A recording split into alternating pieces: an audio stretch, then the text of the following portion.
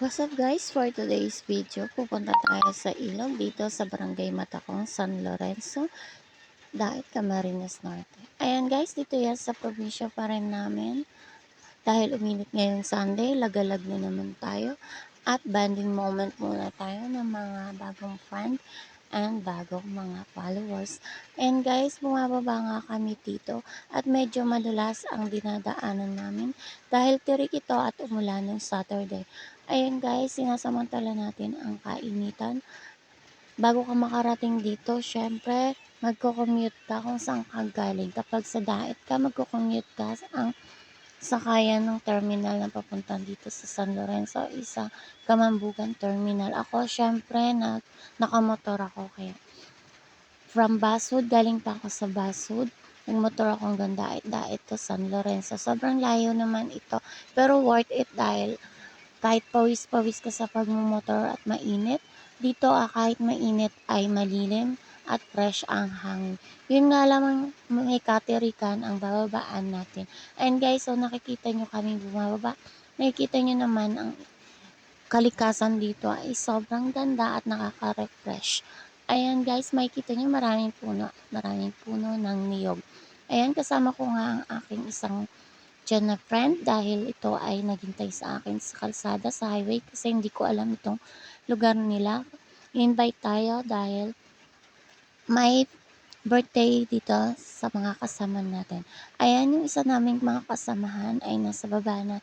Nintay lang ako para lang ma-guide at masamahan dito. Siya nga naman ang lagi kong video kaya sabi ko i-video naman ako habang naglalakad ako.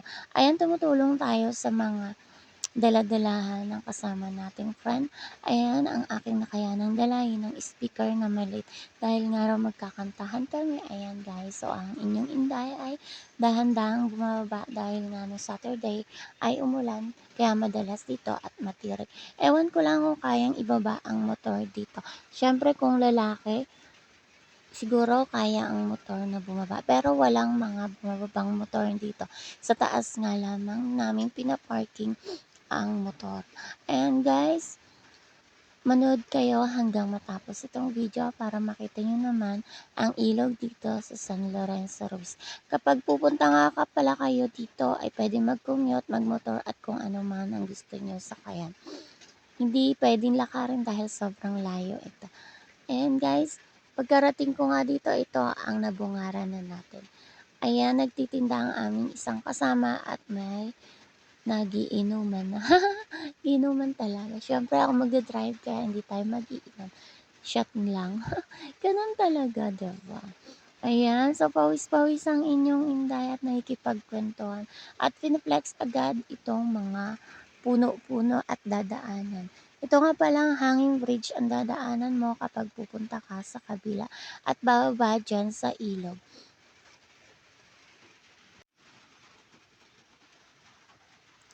Sabi ko nga sa mga kasamahan ko, matibay ba ito? Ayan naman, nakikita niyo ang hanging bridge ay sobrang tibay yan dahil yan ay flat sheet at mga bakal-bakal. Ayan, dumating na nga kami dyan at ako'y nagutom na, hindi pa ako nanananghilayan. Kaya ayan guys, kumakain na ang inyong inday. Naglalapang na. Ayan, marami namang ulam dyan. May sinigang, may adobo at may baloni at kung ano-ano pa. And guys, naghahanap nga akong upuan. Wala akong mahanap na upuan. Ewan ko lang kung makaupo ako dyan. Diba? Ayan na nga sila. May mga kausap dyan. At nagsishot na nga sila. Ayan. So ako sabi ko, kakain muna ako dahil gutom na ako. Di pa ako nanananghalian. Nakarating ako dyan 11:30 ng umaga. Kanina pa nila ako hinihintay. Umaga pa lang. Call time namin is 9 a.m. Syempre sobrang aga naman yun. At nag-aasikaso pa ako dito sa bahay. Bago ako nakakaalis ng bahay, syempre maraming ginagawa. Bago makaalis ang inyong inday mamshi. Syempre ganyan talaga kapag may mga tiyaнаkas na. Bago makagala o makaliwaliw, asikasuhin muna ang mga anak at ang bahay. Alam mo naman lalayas yung bahay, no? Ay, nagkukwentuhan na nga kami at nagchichika-chika. Ang chinichika ko dyan ay nagpapapicture ako sa taas sa aking kasama na si Nancy. Sabi ko, hindi man lang inayos-ayos ang picture. Ayan, lapang-lapang muna ang inyong Inday. At niyaya ko na nga kumain din si ate yung kasama natin dahil baka nahihiya lang. Kaya sabi ko, go na, Gora na, kain na tayo. Ayan, wag nang mahiya kahit bisita nyo ako. Hindi ako bisita, visit pa. Ayan, mag-umpisa na nga silang kumanta at na-install na nga yung mic sa Bluetooth speaker.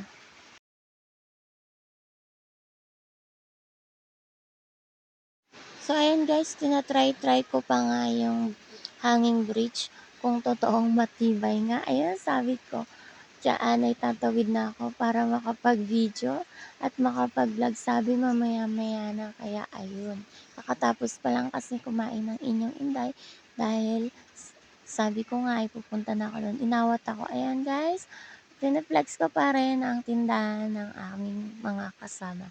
And then, in-invite nila ako dyan. Mga new kilala yan, guys. New friend and new followers. Ayan. In-flex ko nga.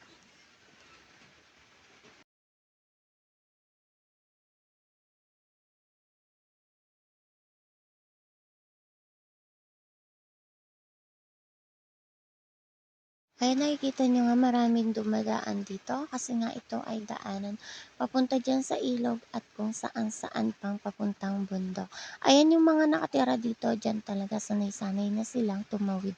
Ako syempre natatakot pa kasi first time ng inyong Inday makapunta dito. Ganyan yung aakyatin mo at bababaan, napakatirik. Ayan guys, sabi ko nga bumaba na kami. Sabi nung kasama ko, hintayin natin daw yung jowa niya at sasamahan ako. Ayan, kanta kalis lang sila ng kanta. So niyayaya naman nila ako ng kumanta kasi sabi ko, kakakain ko pa nga lang. Ayan, nabubulol na naman ng inyong Inday.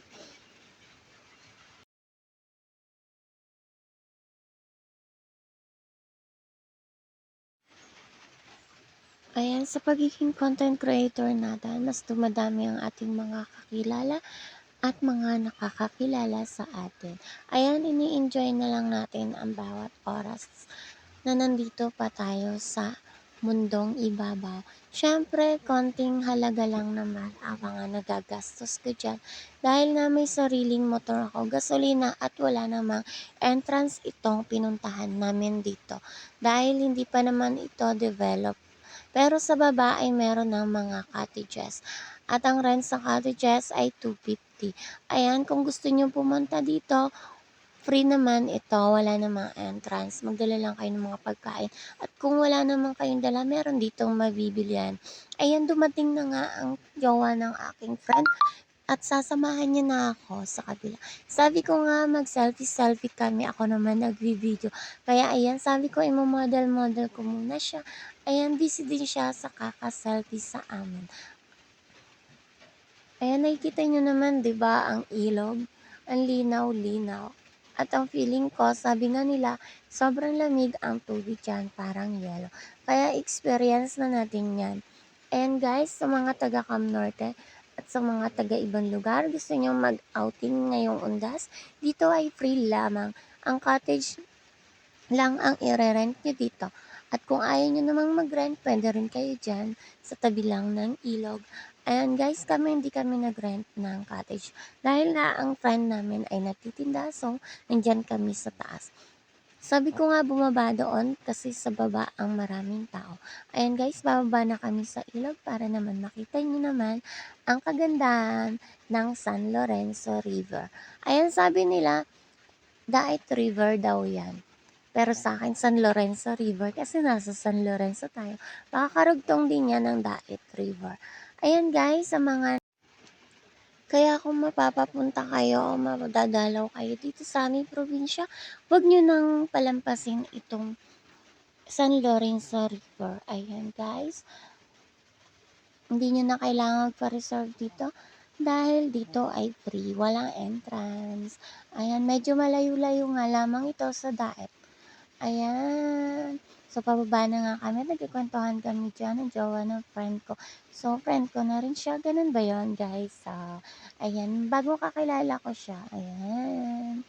Pababa na nga kami at ang daming puno ng niyog dito. Sabi ko nga, baka pwede tayong kumuha ng buko dito. Sino naman ang kakawit? Siyempre wala. Ayan. So dumadami pa ang mga turista dito. Ayan, padami na ng padami dahil Sunday, biglang umaraw. Kaya sinamantala na rin namin at sinamantala na rin ng iba. Ayan guys, nga. So, ano sa tingin nyo guys? Comment down below kung malamig ang tubig or hindi. Ayan, hindi ko sasabihin sa inyo kung malamig ang tubig. Comment nyo na yan guys.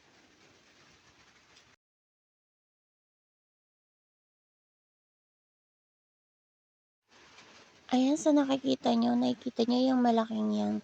Anong yan, tindahan yan. Ito naman, magkakadikit na yan, is cottage. Ayan, di ba may mga nakaupo na dyan, ay nirent nyo na yan. Siyempre tayo ay magtatampisaw lang sa baba at hindi tayo uupa ng cottage. Ayan na nga, nag-iikot-ikot na tayo dyan para naman makita tayo sa camera dahil wala tayong videographer. Tsaga-tsaga lang guys. Ayan, nagagala tayo ng mag-isa kasi wala lang, mag-isa lang talaga.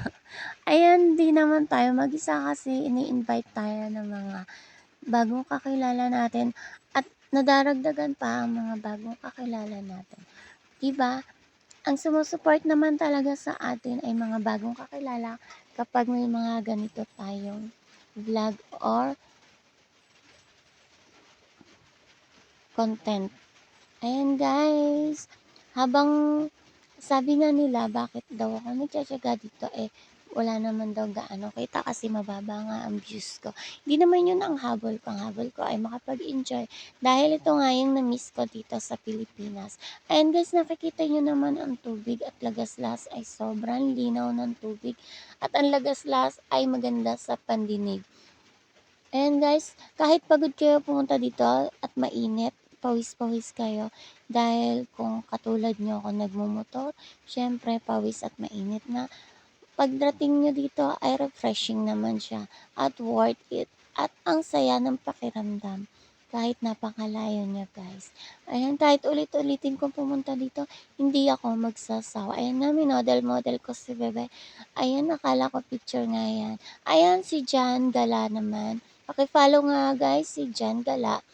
Ayan, sa mga tulad ko small content creator at small vlogger, paki-follow naman si Jan Gala. Ayan, bagong kakilala, dyan lang namin yan nakilala at nag-selfie-selfie na din at nakipagkwentuhan ng konting oras. Ayan guys, nagsiset up siya ng pagluluto. Ang dala niya yan. Dahil nga hindi pa nga siya nagla-lunch. In-invite ko siya mag-lunch sa taas. Sabi niya ay magluluto na lang siya. So, ayan, habang prepare siya ay binibidyo ko na siya at pumayag naman siya. Sabi ko, i-upload ko.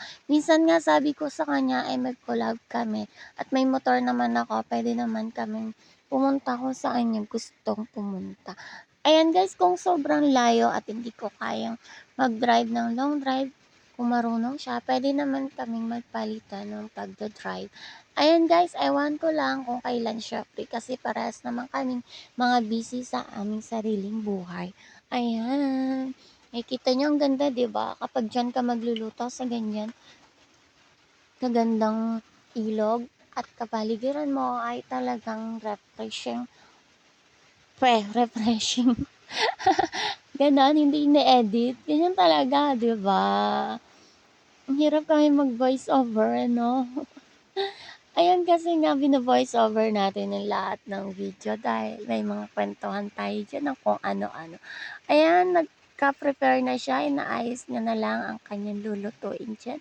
Ang lulutuin niya pala ay talong, tortang talong, naghihiwa siya at naghuhugas siya din sa ilog bago niya lutuin. Ayan guys!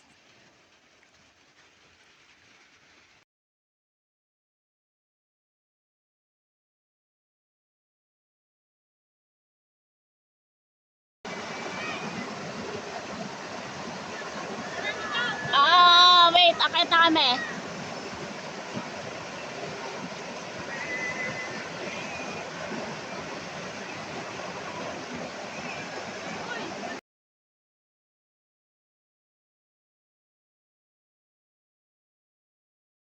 Ayan, dahil nga tinawag na naman tayo ng ating friends sa taas, babalik na tayo sa taas. Ayan, niyayaya na tayong mag-shot-shot dahil nakalublob na tayo sa tubig at nilalamig na rin tayo.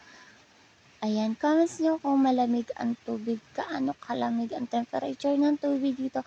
At i-comments nyo na dito sa mga nakarating naman dito ang experience nyo. Ayan guys, babalik na tayo doon sa ating friend.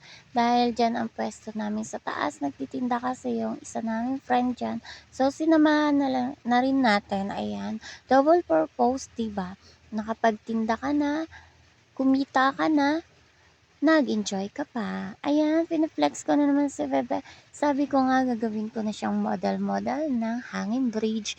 Ayan, syempre, lagi tayong ang videographer dahil wala tayong videographer. Ayan. Konting ingat lang pala dito sa pagtatawid sa hanging bridge na ito dahil safe naman siya pero gumagalaw siya ng kaunti. Ayan, ang inyong inday kasi medyo takot sa heights pero kailangan natin niya.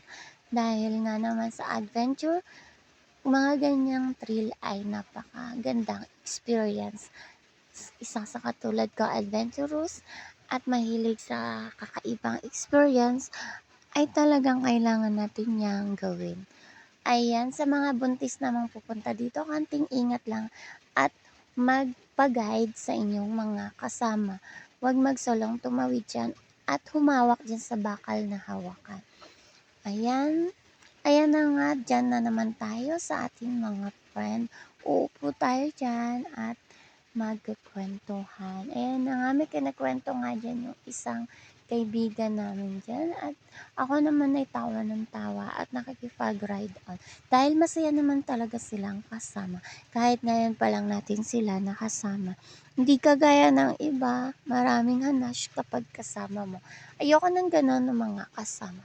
Gusto ko kung ano ikaw, pakita mo at kung ano ako, tanggapin mo. Kung ayaw nyo, edi wag. Diba? Ayan na nga yung mga batang iba na tumatawid pa rin at padagdag ng padagdag ang mga pumupuntang turista. Ayan na nga, binibidyo ko nga si ate, sabi niya nga,